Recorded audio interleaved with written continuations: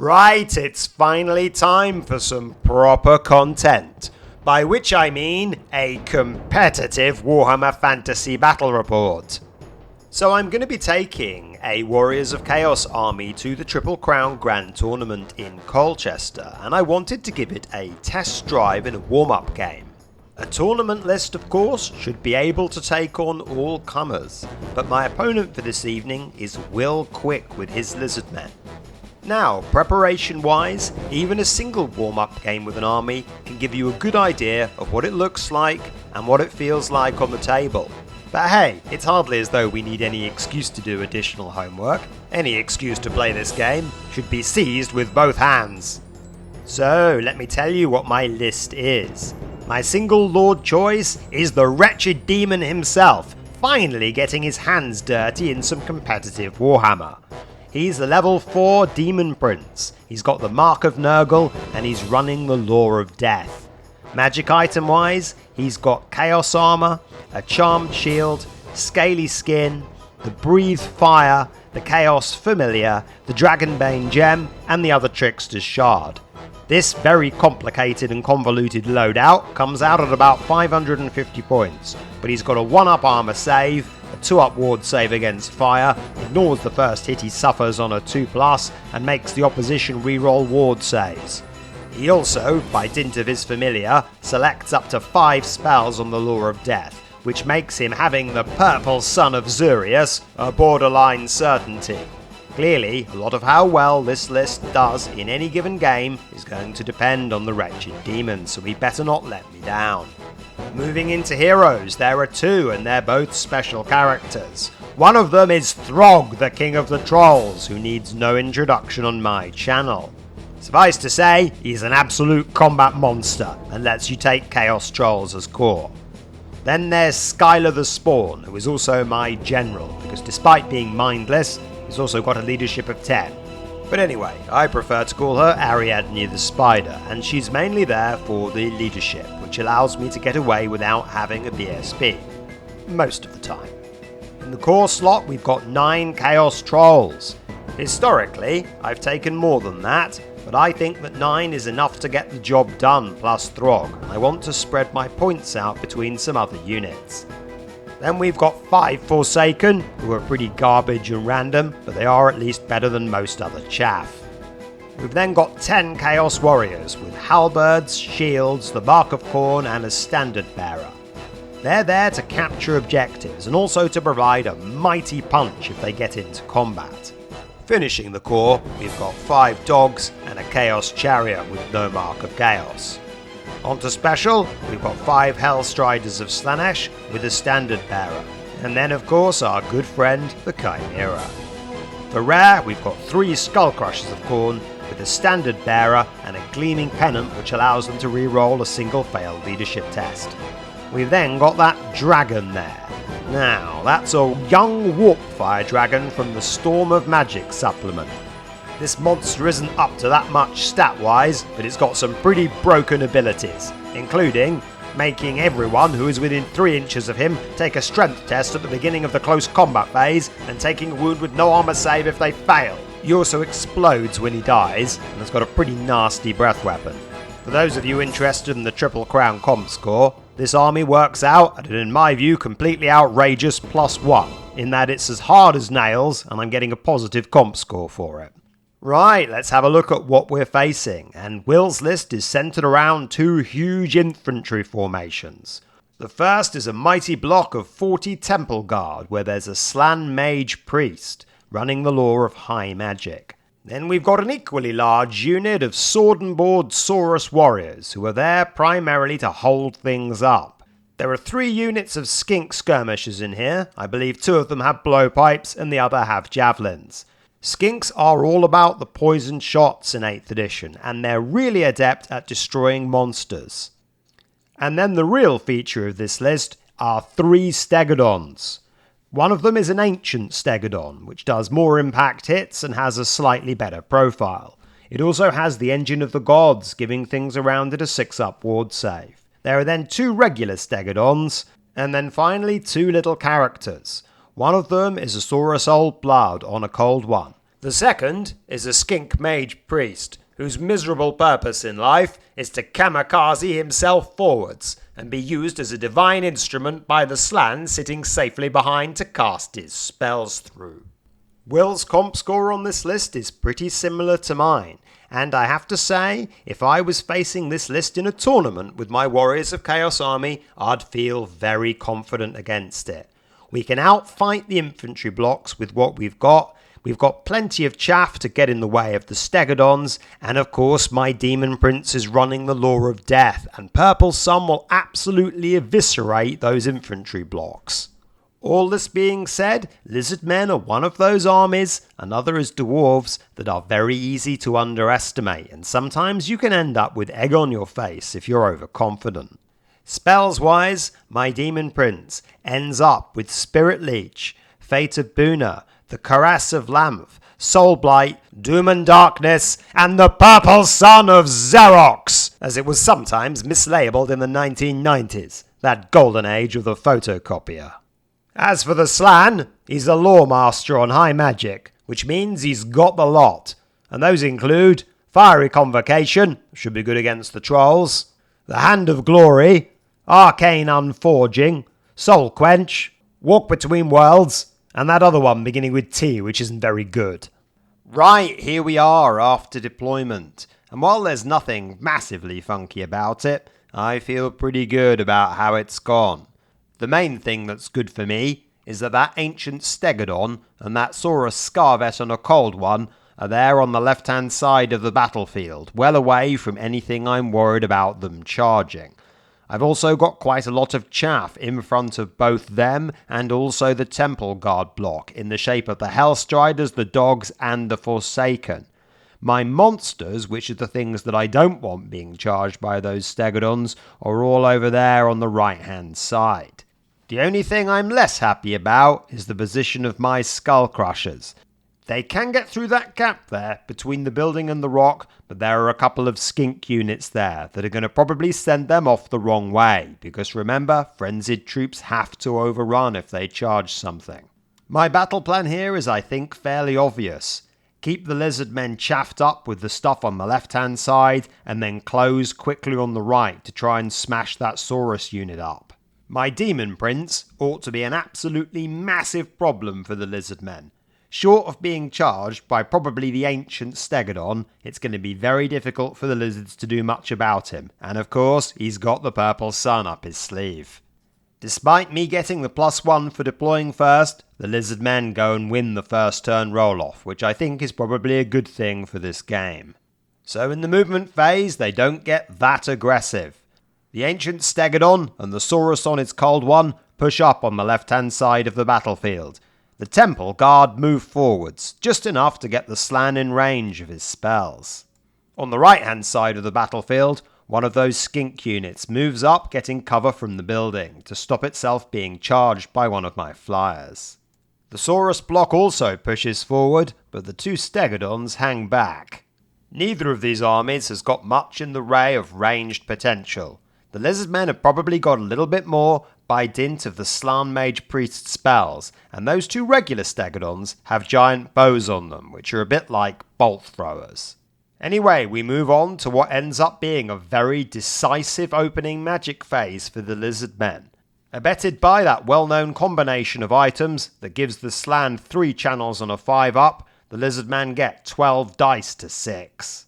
The first spell sinks a good number of them into a fiery convocation on the Trolls. Now that fire strips their regen, and that's often enough to put ants in the pants of most Chaos players that have this cast on them. However, in my experience, when it comes to Trolls, this spell's bark is a lot worse than its bite, because I'm only taking 9 strength 4 hits, and so I'm not going to take that much damage. I'm also much more worried about what's coming next, which is Arcane Unforging on my Demon Prince. This is the one that I throw all my dice at, and despite throwing all 6 of them to Will's 4, I still don't manage to stop it. The Demon Prince loses a wound, and then his Dragonbane gem is destroyed by the spell's magic item destruction effect.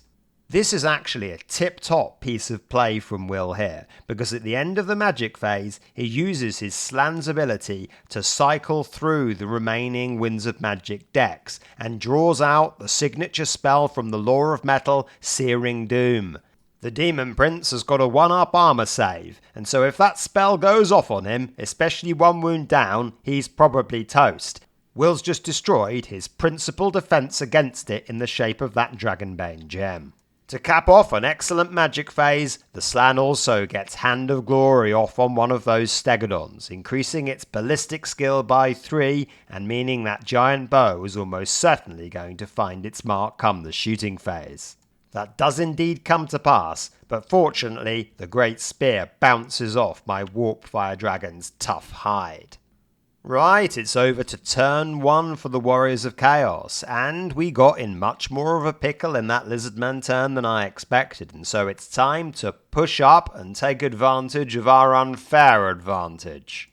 Anyway, as you can see here on the right, all of these fast things barrel forwards.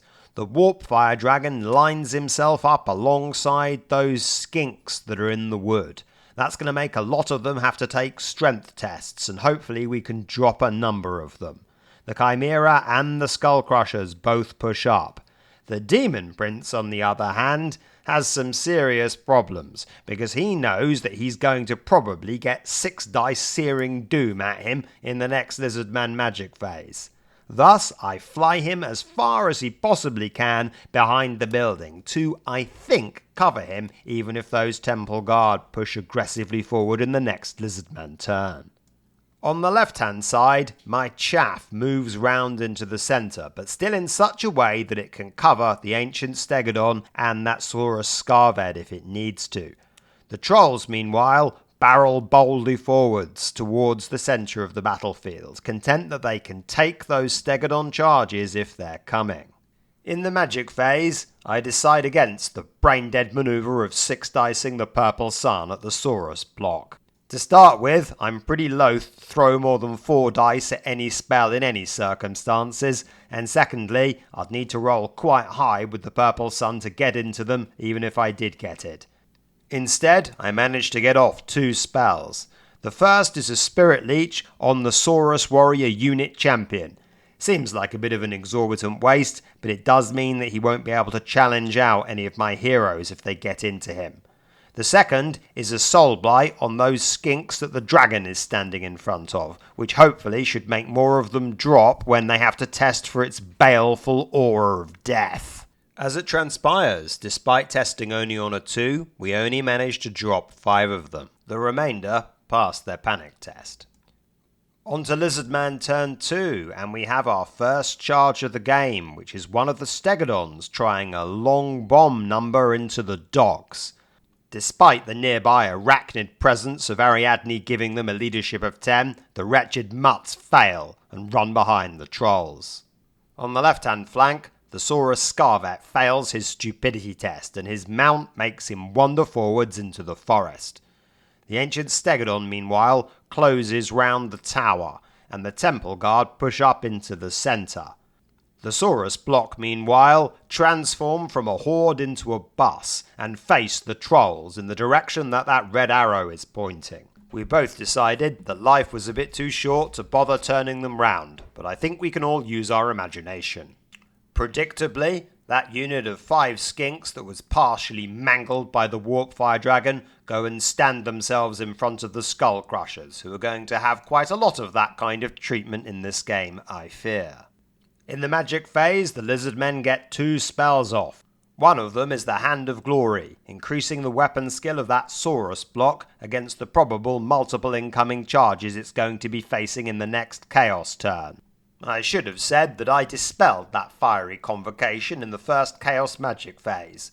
However, Will puts it back again, and Throg and the Trolls are sent on another cheap package holiday to Benidorm, and another one of them perishes through sunstroke. While auspicious for the Lizardmen, this is really rather a poor second prize, because that Slan is just half an inch away from being able to cast a Searing Doom spell on the Demon Prince, which would likely have ended his diabolical stay on the earthly plane. Chaos Turn 2 is perhaps the most involved one in this game, because there's some big charges and some big chaffing. Right, let's start on the right hand side, and as you can see, both the Chimera and the Warpfire Dragon crash into the Saurus warriors. The Warpfire Dragon gets its toe stubbed on the way going through the forest and loses a wound to dangerous terrain. The Skull Crushers also fancied a charge, but we decided that they couldn't quite fit.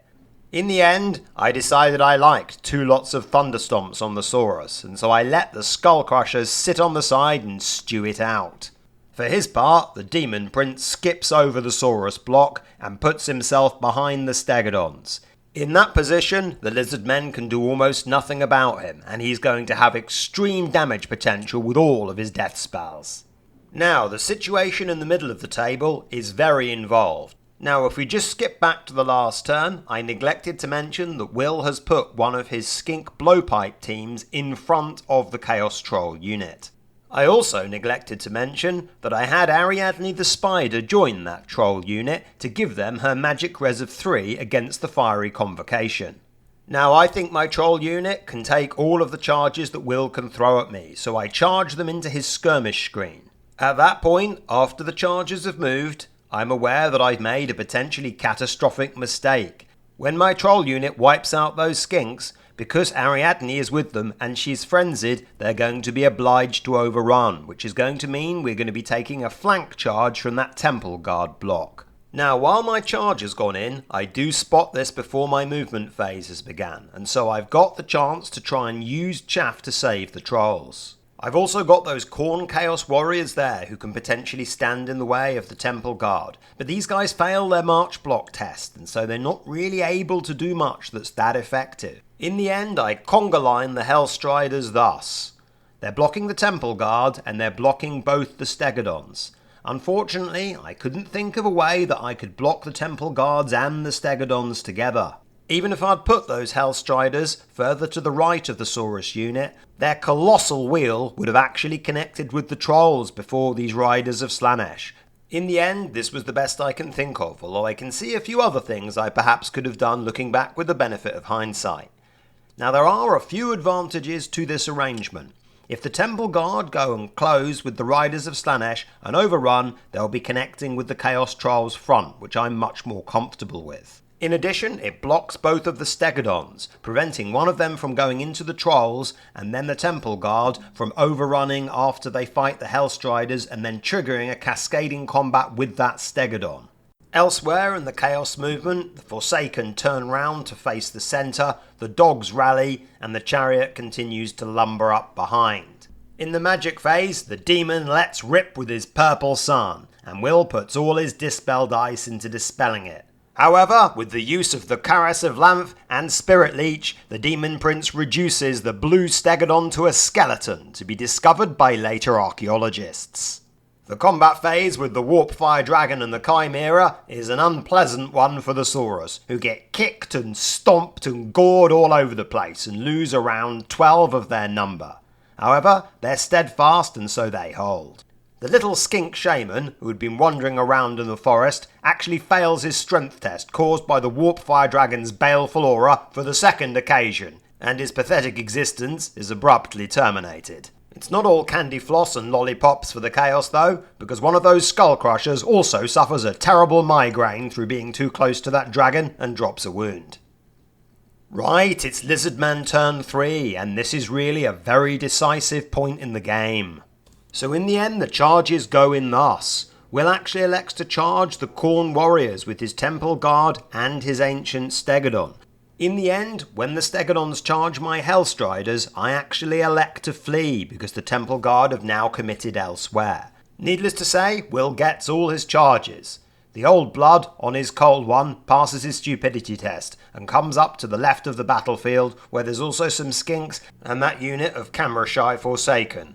In the magic phase, the Slang gets off a Hand of Glory on the Saurus Temple Guard and also a Wissen's Wild Form, which he acquired last turn through that Slan ability. Personally, I wasn't too bothered seeing these spells go through on the Temple Guard, because I know that Khorne Warrior unit's going to be toast anyway. But there is quite an important detail here which might be obvious to some of you from this picture. Now in theory, there's the potential for a cascading combat here from the Lizardmen, if they can destroy that Khorne warrior unit and the Temple Guard can overrun into the Trolls, and that would be a flank charge. Unfortunately though, while brilliant in its conception, Will's grand plan, which I think would have won him the game and won it decisively, has got one fatal weakness, which is that he's positioned the Stegodon too far over to the left. Because when that Khorne warrior unit drops, as it surely will do, those Temple Guard will have to overrun forwards and they're going to hit that Stegodon before they're going to connect with the Trolls. Had that Stegodon just been placed a little bit more strategically so that he was in contact with the Standard Bearer and Scrag the Slaughterer, the chap there in silver armour on the right of the Troll unit, that Temple Guard would have had enough space to have connected with the Trolls on its overrun. This is a very fine margin, of course, but very often competitive games of fantasy can come down to these sorts of things. Anyway, as predicted, the ancient Stegodon and the Temple Guard smash those Khorne warriors into a pulp, but they do bite back a bit and take some Temple Guard with them. On its own, the Stegodon really whiffs its attacks and only does a couple of wounds to the Trolls, who are now benefiting from their regen. Throg lets the Stegodon have it with his breath weapon. Him and his troll buddies likewise reduce this red Stegodon to a secondary exhibit in the paleontologist's display cabinet. Apart from that, there's more unpleasant Saurus death at the hands of the Warp Fire Dragon and the Chimera, but the Skull Crushers once again feel that shooting horrible rush of pain and take a second wound from the Warp Fire Dragon's aura. The Lizardman turn ends thus. As you can see, the Trolls have reformed to face the Temple Guard block, those Hellstriders are running away behind them, and the dogs have rallied into a dart. Those Forsaken on the left have also taken a couple of casualties from those skink blowpipes. You can also see that Saurus Old Blood and his Cold One, who's been going on a rather long march, but is at least there on the left-hand side, facing the right direction for some action in the rest of the game.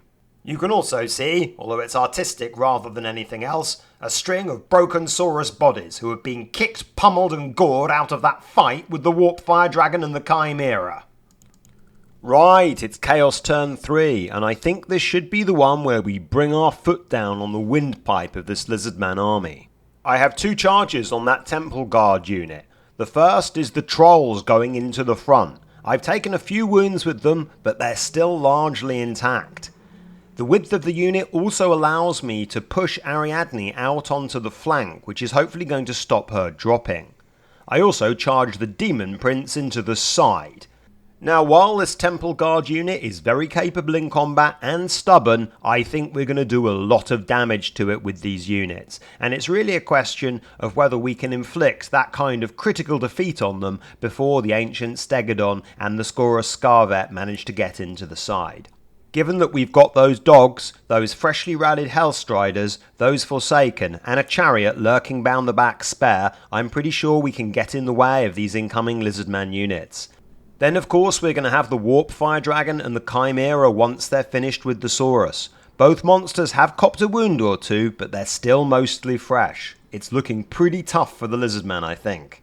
The other movement I do is to charge that 3-man unit of Forsaken into those skinks in the forest, which hopefully should dispose of them. The Hellstriders and that dog unit both get out of the arc of that ancient Stegodon to bide their time to act as chaff later. The Skull Crushers have got themselves into a bit of a mess here because they can't fit through this gap. Therefore, I reform them to put one Skull Crusher behind the other two, which will also give me another option to come in and perhaps charge those Temple Guard if the game goes to turn 5 or 6. In the magic phase, not much happens. Will once again manages to stop the Purple Sun, but my Demon Prince manages to evoke a Soul Blight on the Temple Guard. Now come the combat phase, I actually get rather a nasty surprise. The first, and I perhaps should have seen this coming, is that those Temple Guard have got Banner of the Eternal Flame, and so it's going to be more sunburn for Throg and his troll buddies. As it transpires, we don't fight that well, and it's really only the Demon Prince getting in there to the side with a really big thunderstomp that actually levels out this combat. I actually lose by 2, but my trolls end up holding. For their part, those three Forsaken rather muck things up. I kill a couple of skinks, but the doughty little lizards also fell one of them, and they easily hold because they're skirmishers in a forest. Against the Chimera and the Warpfire Dragon, the Saurus are once again put through the mangle, but there's 5 of them left, and that's just enough for them to hold their steadfast. The Chaos turn ends, rather comedically, with that Skullcrusher succumbing to his migraine while he flails through his saddlebags looking for Warpfire Dragon painkiller resistance pills. Lizardman turn 4 sees relatively little movement, but that Saurus Scarvet on a cold one does throw himself into the side of the Trolls, which may well spell the end for that unit. In the magic phase, the Slann can't do that much. He gets a Wissen's Wild Form off on the Temple Guard, which cancels out the Soul Blight and manages to move the Ancient Stegodon round with Walk Between Worlds. In the combat phase, that Saurus block is finally demolished by the Chimera and the Warpfire Dragon, but they fought to the last man. However, those 2 monsters are now loose and can be coming in the next Chaos turn. The other combats, however, really go rather against the warriors. Those Forsaken, who quite frankly still have everything stacked in their favour, once again roll the Slug Brains for their random mutation effect, and the plucky little lizards slay both of them before they can do anything. In the combat phase, and I apologise that I don't have a photograph of this, around half of the Temple Guard are now dead, but that Saurus Scarvet charging into the side of what's left of the Trolls, paired with the Lizard's Flaming Banner, is enough to demolish what's left of the unit and Throg. Only Ariadne the Spider there on the side remains, and the Saurus Old Blood tries an overrun but doesn't quite connect with the Chaos General. However, because the Demon Prince and Ariadne are both unbreakable, neither of these Chaos units are going anywhere. In Chaos Turn 4, our options are slightly limited because the flank of the Temple Guard, which is occupied by the Demon Prince, is now pretty narrow owing to the death of a couple of ranks of these fighters. Thus, there's only space for the Chimera to get in there on a corner-to-corner. The Skullcrushers once again can't fit and have to simply move round the back looking for an opportunity to charge later. While this has limited the number of Temple Guard attacks that can be thrown, in a sense it is quite a nice ploy from Will to just simply leave me with only a couple of models there on the flank because I can't quite bring my full forces to bear. While the Warp Dragon is disappointed that he can't fit, he does have an alternative target, which is to charge that Saurus Scarvet on the Cold One in the rear. The Chariot, which has been loitering around in my deployment zone for most of the game, also decides to get in on the action, and combined with the Dragon, spit roasts the Saurus Old Blood with a charge from both sides. At this stage in the proceeding, there's not much magic that's worth casting, but Doom and Darkness is inflicted on the Slann Mage Priest's unit, and in the combat phase, the Chimera, the Demon Prince and Ariadne eliminate all the remaining Temple Guard, just leaving the Slann on his own, and of course he isn't stubborn. The Slann tests on Cold-Blooded Leadership 4 with his reroll and manages to stick against all 3 of these Chaos monsters. Now, Lizardman turn 5 does have some interesting possibilities for the reptiles, even though there are very few of them left, and that's in the shape of that Ancient Stegodon. The Ancient Stegodon, because he's been moved by Walk Between Worlds, and because I hadn't quite positioned my dogs properly in front of him, is able to ram into Ariadne. I'm not that bothered about losing her, she's only 105 points, but what I can't have is that Stegodon going into the Demon Prince. Ancient Stegodons do D3 wounds with their impact hits, and so they are absolutely perfect for destroying something like a Chimera or a DP. Now fortunately there is a way round for me out of this, and that's to declare a challenge against the Slann with my Demon Prince. That means that he is effectively removed from combat, and so when that Ancient Stegodon destroys Ariadne, it won't be able to overrun into him because we'll be locked in a challenge with the Slann. This is all pretty tricksy, but again, these are kind of the moves you have to play against a Lizardman list like this. Because most of the units are stubborn and cold-blooded, they aren't going anywhere, and these Stegodons will therefore get the time to charge into your monsters unless you can find ways of distracting them. In the magic phase, there's almost nothing that the Slann can do with such limited resources, although he does manage a Wissen's Wild Form on the Ancient Stegodon. In the combat phase, the great Triceratops stomps all over Ariadne and squashes her. In the challenge, despite the Demon Prince having the other Trickster's Shard, which means that Slann has to re-roll his ward saves, I only do 3 wounds to him, and he stays there grimly hanging on to his floating platform. The sound of Ariadne being squashed is however too much for that Warpfire Dragon, who turns tail and panics, running towards the right-hand table edge.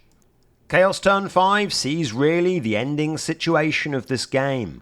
The Skullcrushers are chaffed by the remainder of the Skinks who dealt with the Forsaken. The dragon fails to rally and ends up running through that rock piece of terrain and bounces off the table. That's slightly unlucky for the Chaos, because that dragon has made it from the middle of the table off the right hand board edge in just 2 turns of fleeing by dint of bouncing through an impassable piece of terrain and then just failing to be able to place on the other side of it. The Chimera has gone and put itself into the ancient Stegodon, and the 2 monsters are locked in a duel that eventually ends up having no conclusion in this game. However, in the challenge between the Demon Prince and the Slann, the Demon Prince once again flails around in the combat phase. That Slann had actually cycled through and got the Earthblood spell off in the last turn and managed to get a wound back, and the Demon Prince was only able to do 2 wounds to him in the combat phase. In the final Chaos turn, with time running out to finish off that Slann, the Chaos Demon decides to dial back on the simplicity-ometer and throws 6 dice at the purple sun like an absolute smackhead. Suffice to say, the Slann can't stop it, and his amphibious, webbed, tentacled hands flail around in an attempt to avoid the purple ball of death. When the amethyst vapours clear, all traces of the Slann on the mortal world have disappeared. No doubt in the fullness of time he'll return, but it won't be in this game of Warhammer. Right, so the game is over, and it finished up a 13-7 victory to the Warriors of Chaos. Now, despite it being a comfortable win for my army, I actually think Will did quite well to make the game as close as this. I think it was a very bad matchup for his army. He stopped my Demon Prince getting the purple sun off, and also dealt with that troll unit really quite well, although of course he did have the advantage of having Banner of the Eternal Flame on the Temple Guard, which did change the ante very considerably. The Saurus block did their job and held up my monsters, but I think that those Stegodons weren't really quite in a position to land the killer punch. The ancient Stegodon got a good blow in at the end, but that was really where it was limited to. I think the version of this battle where the Lizardmen win probably has my monsters being pinned by the infantry formations and those Stegodons getting enough time to complete charges into their side or their rear. The fact that I managed to stop that happening through killing the Stegodons, through chaffing them, and through various other means was probably why I ended up emerging with a reasonable victory. There wasn't a massive amount of movement in this game of Warhammer. A lot of where it was decided was about unit trades in the middle of the battlefield. Now, from a strictly competitive perspective, I like to try and avoid those kind of situations, because if something dies in your turn, i.e. one of your units, your opponent can then turn round with his unit and then get a charge on something that you really don't want to have him charging. And sometimes the moment where something dies, especially if it's a stubborn unit, can sometimes be a little bit random and up in the air, and so you ideally don't want to really take that kind of chance. Now, because a lot of the Chaos Army is quite compact and internally powerful, you often can take charges from things, very different from Bretonnia. Looking back at the game, I think I made a couple of nearly catastrophic misjudgments to do with this unit trading in the middle of the board. I also think I slightly took my eye off the ball with the dogs and with the Hellstriders, chaffing up the ancient Stegodon and the Saurus Oldblood, even though they dealt with them well at the beginning of the game. Secondly, I should have tried to be more careful with those Skullcrushers. They were always going to get into an awkward position against the Skinks, and I ended up putting them in positions twice where they were blocked too much to charge, and they didn't really have any impact in the game as a result. Those 2 monsters, the Chimera and the Warpfire Dragon, did however get away from the Lizardmen, and they did a lot of damage chewing through the Saurus and then coming in to finish off some of his other units at the end. Well, I hope you enjoyed this battle report, and hopefully soon you will be able to see how this very same army got on over 5 rounds at the Triple Crown Grand Tournament. I should also end with a note of thank you for people who have subscribed and have continued to comment on my videos. The channel passed 1,000 subscribers a couple of months ago, and that was certainly a nice surprise. I'm not going to make a cheesy video thanking people, but there will be just a little tip of the hat from me here. Thanks guys. Good night.